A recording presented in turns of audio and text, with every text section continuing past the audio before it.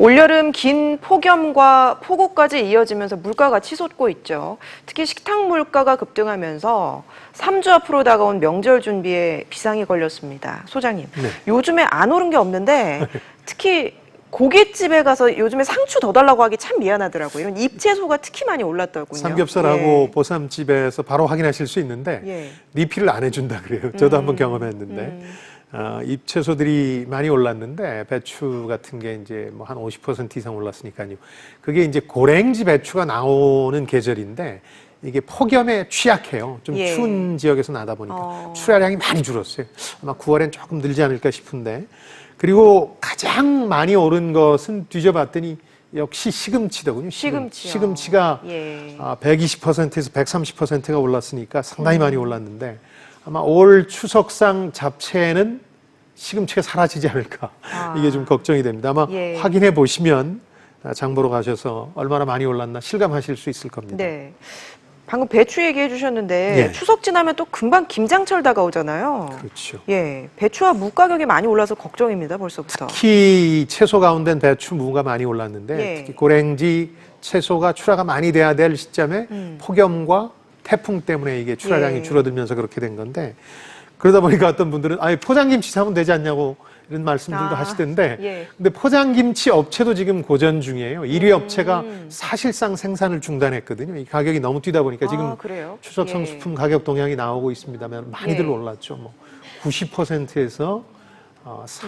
39%까지 무 올랐으니까. 같은 경우는 91%나 올랐네요. 그렇습니다. 예. 그러니까 배추무로 대표되는 채소가 저렇게 올랐고 그다음 차례상의 핵심이라고 할 수 있는 과일, 사과, 배가 저렇게 오른 건데요. 예. 그러다 보니까 이제 빠져나갈 구멍도 없습니다. 이제 포장김치로 김장김치 대신하겠다는 분들도 조금 어렵게 됐습니다. 상황 자체가. 그러네요. 네. 지금 방금 보신 것처럼 이제 과일값도 껑충 뛰었는데 네. 국내 과일이 워낙 비싸다 보니 수입산 과일도 사시는 분들이 많이 늘었다고 합니다. 원래 그런 추세였는데 예. 이렇게 국산 과일들이 비싸지니까 이게 더 추세가 이제 가팔라지지 않을까 이제 첨가업계에서는 그렇게 보고 있더군요. 보니까. 예.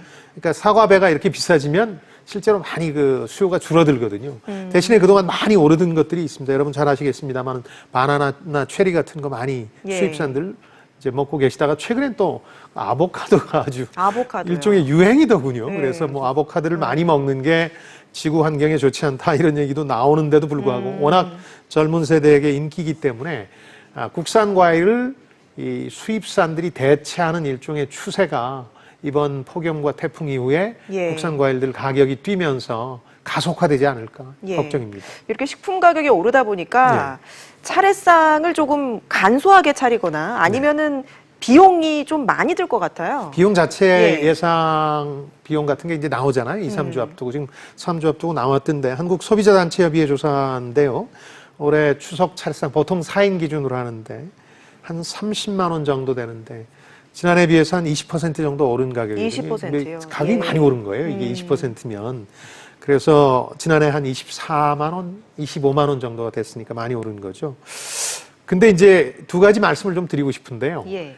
역시 저 현명한 소비자는 머리를 좀 써야 됩니다. 제가 이렇게 앉아서 계산을 해보니까 예. 예전에는 빨리 차례상 준비를 하는 게 도움이 됐어요. 추석이 가까워질수록 가격이 뛰었으니까. 예. 근데 올해는 조금 늦추십시오. 아, 그래요? 왜냐하면 예.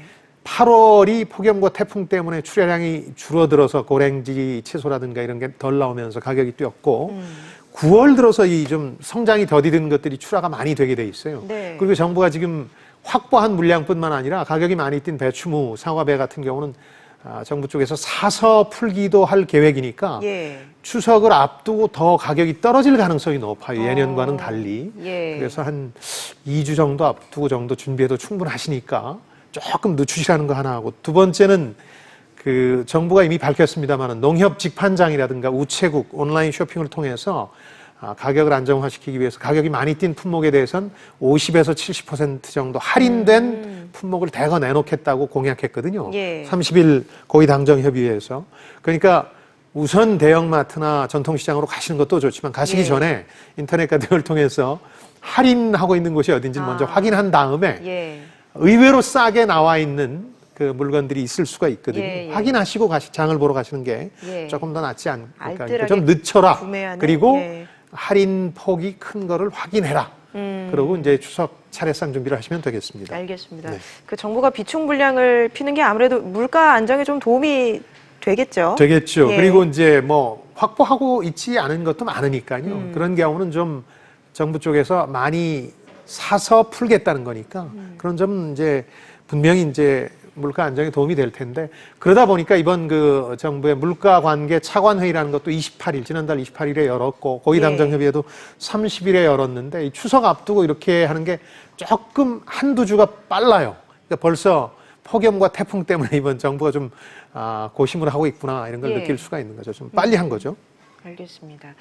근데 지금 이제 비축해 놓은 물량을 풀어서 물가를 안정시키는 건 일시적인 거잖아요. 그렇습니다. 예. 장기적으로 좀 대책이 필요하다는 목소리도 높거든요. 지금 이제 정부가 이렇게 어떻게 보면 약간 호들갑에 가깝게 이제 추석 물가 비상 얘기를 하는 이유 중에 하나가 예. 그동안 물가 걱정 안 해왔잖아요. 소비자 물가든 생산자 물가든 다 0%대 성장을 해왔고 그러다 보니까 2%라는 한국은행이 정한 물가 기조 안에 있었어요. 그래서 두려워할 필요가 없었던 건데 7월부터 얘기가 조금 달라지기 시작했어요. 여러분 잘 아시는 것처럼 7월 12일부터 폭염이 시작됐으니까 예. 이게 물가에 반영되기 시작하면서 7월 생산자 물가도 46개월 만에 최고치였고 소비자 물가도 1.5%가 올랐거든요. 물론 하느니 정한 타겟 안에 있습니다만은 이게 8월 물가의 경우는 8월 내내 폭염이었잖아요. 예. 그리고 이제 말에 태풍이 왔기 때문에 더 높아질 가능성이 있거든요.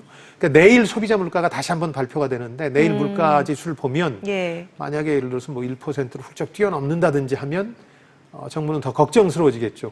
한 몇 년간 물가 고민 안 하다가 이제 처음으로 폭염과 태풍 그리고 추석을 앞두고 물가라는 게 걱정스러워지기 시작했다 이렇게 이해하시면 되겠습니다. 예. 더불어서 이제 추석 민생 대책 내용을 좀 보면요. 이번에 폭염 피해 입은 농가 또 소상공인에 대한 지원을 늘린다고 합니다. 네. 그래서 이번에 아마 피해 보신 분들 같은 경우는 남의 일처럼 생각하지 마시고 조금 정부 지원 대상이나 이런 거에 대해서 알아보셔야 되겠어요. 왜냐면은 일종의 재정 정책의 일환이기도 해요. 그러니까 민생을 안정시키는 측면도 있고요.